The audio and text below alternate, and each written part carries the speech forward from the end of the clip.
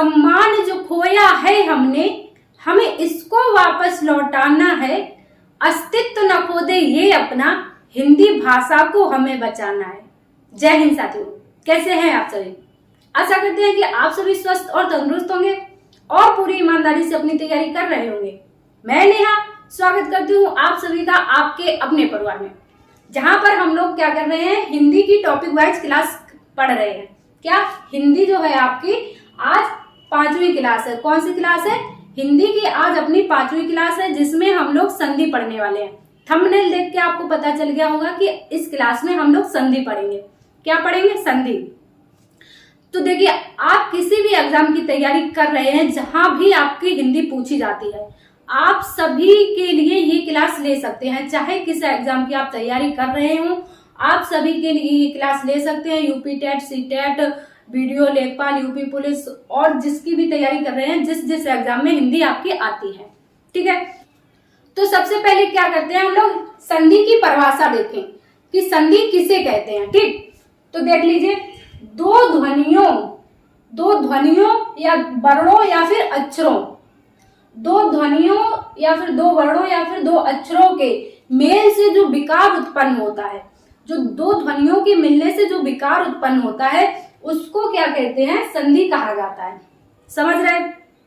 जब दो ध्वनियां आपस में मिलती हैं तो उनसे जो विकार उत्पन्न होता है, तब उसको क्या कहते हैं? संधि कहते हैं। ठीक, और जहां पर दो शब्दों के मेल से विकार उत्पन्न होता है, उसको समास कहते हैं। संधि और समास में अंतर आपको समझ लेना है। ठीक, जहां पर दो अक्षरों के मेल से विकार उत्पन्न होता है, वहां पर संधि होती है, और जहां दो शब्दों के मेल से विकार उत्पन्न होता है, वहां आपका समास होता है। ठीक, समझ गए?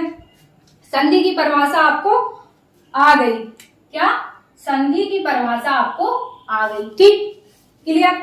अब यहीं पर यदि संधि का विलोम पूछा जाए, क्या? संधि का विलोम पूछा जाए। देखिए, संधि का विलोम विच्छेद बोल देते हैं लोग, लेकिन क्या संधि का विलोम क्या है? विग्रह। क्या विलोम है इसका? विग्रह। जो संधि का आपका विलोम है, संधि का विलोम होगा विग्रह। ठीक, क्लियर? संधि का विलोम समझ गए? ठीक, अब इसके बाद देख लेते हैं संधि के भेद, कि आपकी संधि के कितने भेद होते हैं। ठीक, तो देखिए, संधि के 3 भेद होते हैं। कितने? संधि जो होती है आपकी 3 प्रकार की होती है। 3 भेद होते हैं आपकी संधि। कौन कौन सी? स्वर संधि, व्यंजन संधि और विसर्ग संधि। 3 संधि, स्वर संधि, व्यंजन संधि और विसर्ग संधि। ठीक, अब देखिए, स्वर संधि कहां पर होगी, व्यंजन संधि कहां होगी, विसर्ग संधि कहां होगी, ये हम लोग देख लेते हैं। ठीक, देखिए, स्वर संधि कहां पर होगी आपकी? जहां पर स्वर का मेल स्वर से हो, स्वर का मेल स्वर से हो। ठीक, वहां पर आपकी स्वर संधि होगी। क्लियर? व्यंजन संधि में क्या होती है? देखो, स्वर हो या फिर व्यंजन हो, इनका मेल व्यंजन से हो या फिर स्वर से हो, वहां पर आपकी क्या होगी? व्यंजन संधि। ठीक, चाहे आपका व्यंजन का मेल व्यंजन से हो, या फिर स्वर का मेल व्यंजन से हो, या फिर व्यंजन का मेल स्वर से हो, वहां पर आपकी कौन सी संधि होगी? व्यंजन संधि। ठीक, समझ गए? अब विसर्ग संधि कहां पर होगी आपकी? जहां पर विसर्ग का मेल स्वर या व्यंजन से हो, विसर्ग का मेल स्वर से हो या फिर व्यंजन से हो, वहां पर आपकी कौन सी संधि होगी? विसर्ग संधि होगी। और विसर्ग में क्या आता है? जो आहा होता है, यही तो होता है विसर्ग, है ना? तो आप समझ गए, स्वर संधि में किसका मेल? स्वर का मेल स्वर से, तो स्वर संधि। व्यंजन संधि, स्वर का मेल व्यंजन से, या फिर व्यंजन का मेल स्वर से, या फिर व्यंजन का मेल व्यंजन से, तो व्यंजन संधि। ठीक, विसर्ग संधि में क्या होगा? विसर्ग का मेल स्वर से होगा या फिर व्यंजन से होगा। ठीक, समझ गए? पहचान लेंगे आप। ठीक, अब हम लोग देखेंगे स्वर संधि। सबसे पहले हम लोग क्या पढ़ेंगे? स्वर संधि। तो अब हम लोग पढ़ेंगे स्वर संधि के प्रकार। क्या? स्वर संधि के कितने प्रकार हैं। स्वर संधि जो है आपकी कितने प्रकार की होती है, तो देखिए स्वर संधि 5 प्रकार की होती है। कितने? 5 प्रकार की। दीर्घ स्वर संधि, गुण स्वर संधि, यड़ स्वर संधि, वृद्धि स्वर संधि और अयादि स्वर संधि। ठीक, कितने प्रकार की? 5 प्रकार की।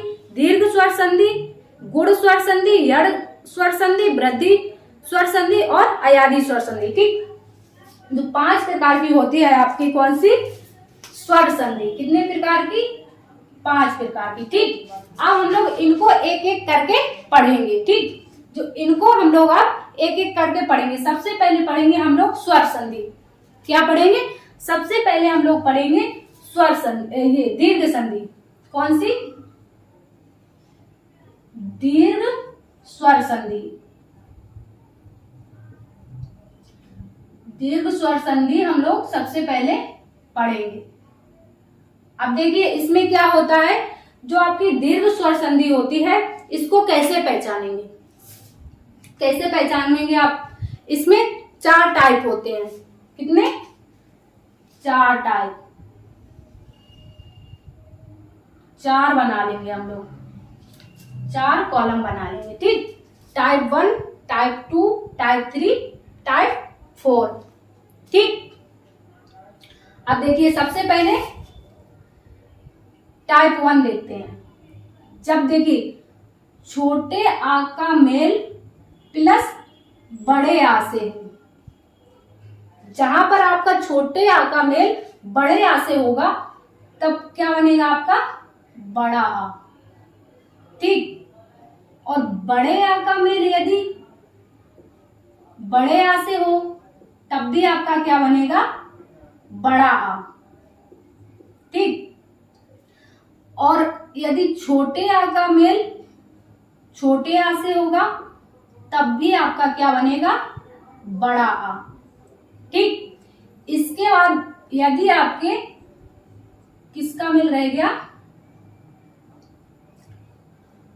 बड़ा आ प्लस छोटा आ, तब भी आपका क्या होगा? तब भी आपका होगा बड़ा आ। ठीक, टाइप 1 समझ गए। इसके बाद टाइप 2 क्या है? देखो जहां पर आपका छोटी ई का मेल बड़ी ई से हो, क्या बनेगा आपका? बड़ी ई। ठीक, यदि बड़ी ई का मेल बड़ी ई से हो तब भी आपका क्या बनेगा? बड़ी ई। ठीक, छोटी ई का मेल छोटी ई से हो तब भी आपकी छोटी ई का मेल छोटी ई से तब भी आपकी बड़ी ई।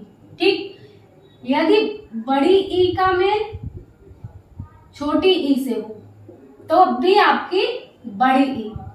ये हो गया आपका टाइप 2। ठीक, ये जो है आपकी जब इनका मेल इनसे होगा तो वहां पर आपका कौन सा संधि होगी? दीर्घ स्वर संधि। ठीक, समझ रहे हैं ना अच्छे से? अब देखते हैं टाइप 3। टाइप 3 में क्या होता है आपका? यदि आपका छोटे ऊ का मेल बड़े ऊ से हो तब क्या बनेगा आपका? बड़ा ऊ। बड़ा ऊ प्लस बड़ा ऊ क्या बनेगा? बड़ा ऊ। ठीक, बड़ा ऊ प्लस छोटा ऊ तब भी आपका क्या बनेगा? बड़ा ऊ। ठीक, बड़ा नहीं, छोटा ऊ प्लस छोटा ऊ तब भी आपका बड़ा ऊ। ठीक, समझ गए? ये हो गया आपका टाइप 3। ठीक, इसके बाद क्या बचा आपका? ऋषि। यदि छोटी ऋषि का मेल बड़ी ऋषि से हो तब आपकी क्या बनेगा? बड़ा ऋषि। ठीक, यदि बड़ी ऋषि का मेल बड़ी ऋषि से हो तब भी आपकी क्या बनेगा? बड़ा ऋषि। समझते रहेंगे आप। ठीक, बड़ी ऋषि का मेल यदि छोटी ऋषि से होगा, बड़ी ऋषि का मेल छोटी ऋषि से होगा तब भी आपका बड़ा ऋषि, ठीक। और यदि छोटा ऋषि का मेल छोटा ऋषि से होगा तो आपका तब भी क्या बनेगा, बड़ा ऋषि, ठीक। तो ये 4 टाइप हैं जो किसके, दीर्घ स्वर संधि के हैं। किसके, दीर्घ स्वर संधि के हैं 4 टाइप। जहां पर ये अक्षर आपको दिखाई देंगे आप समझ जाएंगे कि यहाँ पर आपकी दीर्घ स्वर संधि है, ठीक। कैसे, देखो क्या होता है, जो आपकी संधि होती है, 2 वर्णों का मेल ही तो संधि होता है। अब जैसे देखिए ये लिखा है क्या, महात्मा,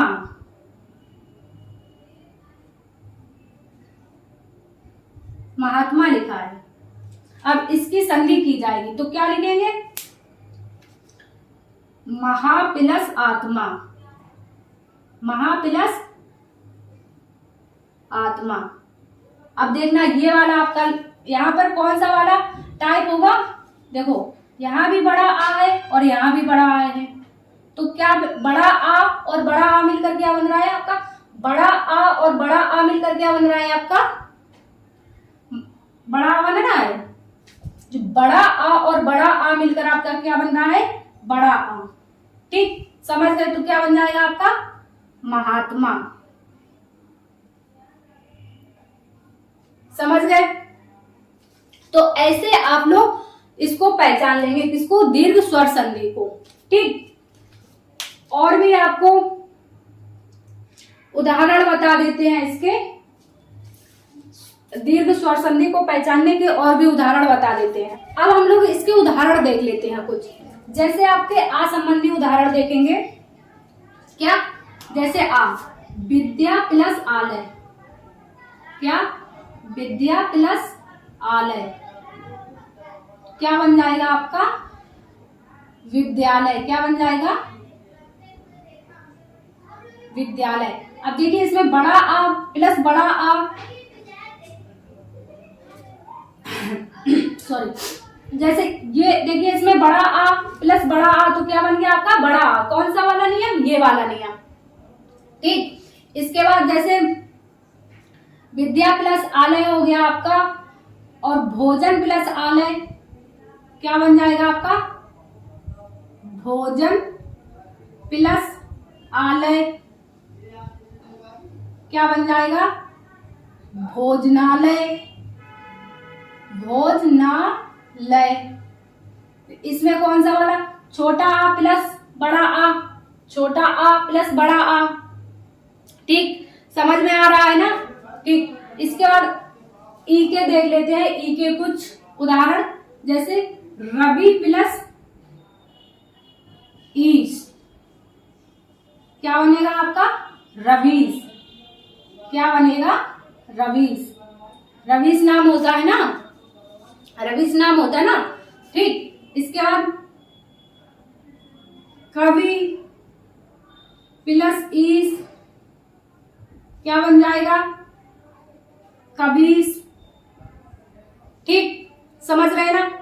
ऊ के देख लेते हैं कुछ, यहां पर आप भानु प्लस उदय क्या बन जाएगा आपका, भानुदय, ठीक। इसी तरह से आप समझ जाएंगे।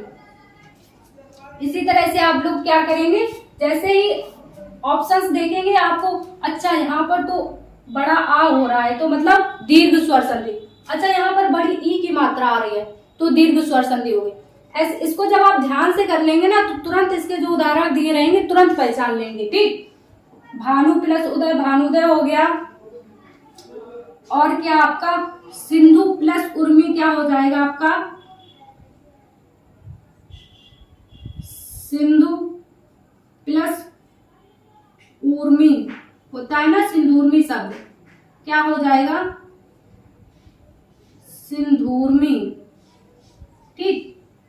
तो ये कुछ उदाहरण, और कुछ आप लोग भी इसको ऐसे ही बनाएंगे। देखो आप लोगों को क्या करना है, दीर्घ स्वर संधि के उदाहरण जितने जितने आपके मन में आ रहे हैं इन सभी से आप लोगों को क्या करना है, एक एक उदाहरण कमेंट्स में बताना है दीर्घ स्वर संधि का। ठीक, तो आज की क्लास में हम लोगों ने दीर्घ स्वर संधि को अच्छे से देख लिया और इसके उदाहरण भी देख लिए, टाइप भी देख लिए और उदाहरण भी देख लिए।